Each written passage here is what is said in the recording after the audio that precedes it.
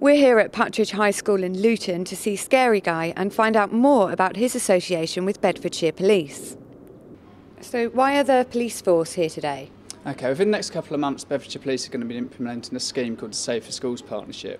And the idea of that scheme is they're going to have police officers based within the high schools of Luton. And it's hopeful that that will drive down the truancy, crime and antisocial behaviour in around the high schools and on the streets of Luton. We'd obviously heard about the Scary Guy, and we understand that he's dedicated the rest of his life to going around doing presentations within the schools. And obviously we thought it was a good starting point and a diversionary tactic that we can use to sort of embed that process to start off with. I want to know if you can disappoint another and be true to yourself. If you can bear the accusation of betrayal and not betray your own soul. I want to know if you can be faithful and therefore be trustworthy.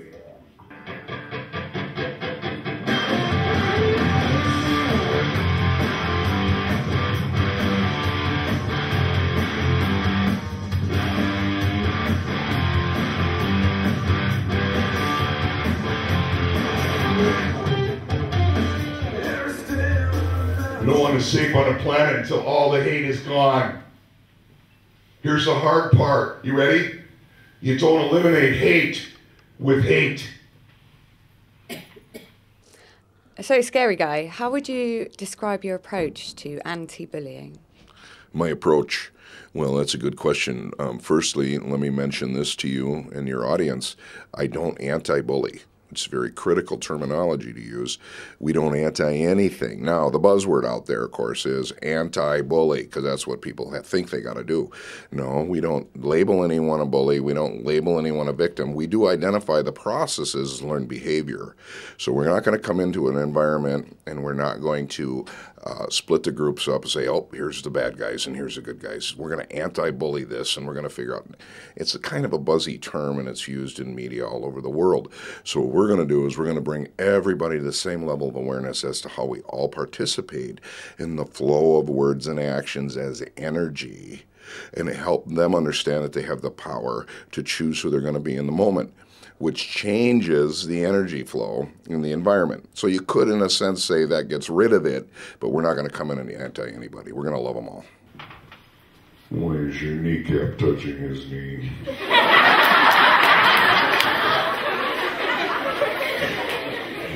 How have kids, parents and teachers reacted to your work?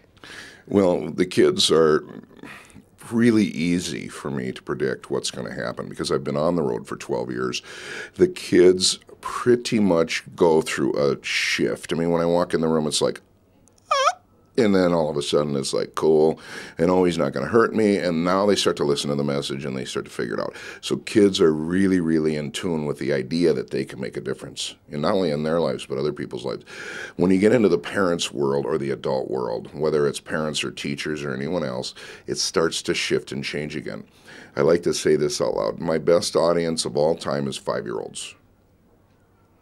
Why did you want your school to get involved with this project? We're always looking for different ways of addressing bullying issues. Every school has them, and we recognise that. How a school deals with them is actually the making of the school in many ways, and we've recognised that we need to be creative in how we address these issues. I think this gives us a great opportunity to do something a little bit different, and the students have loved it.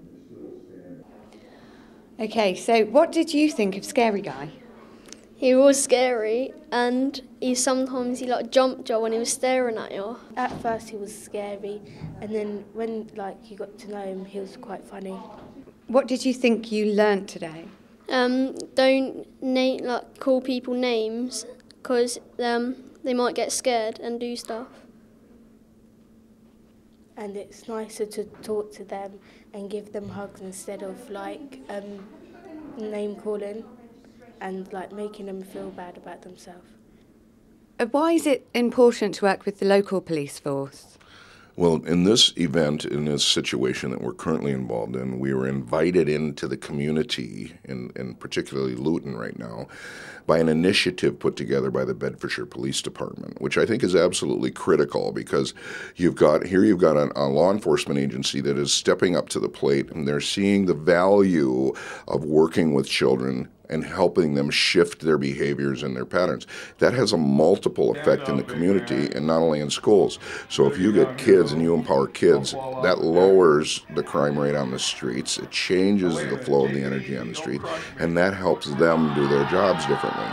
So what we need to do is help police officers understand around the world, because you've got a unique situation going on here in the Bedfordshire Police Department, where they've realized that, you know what, we need to get some help helping the kids rather than just punishing them, condemning them, and threatening them. So that's hats off to the Bedfordshire Police Department.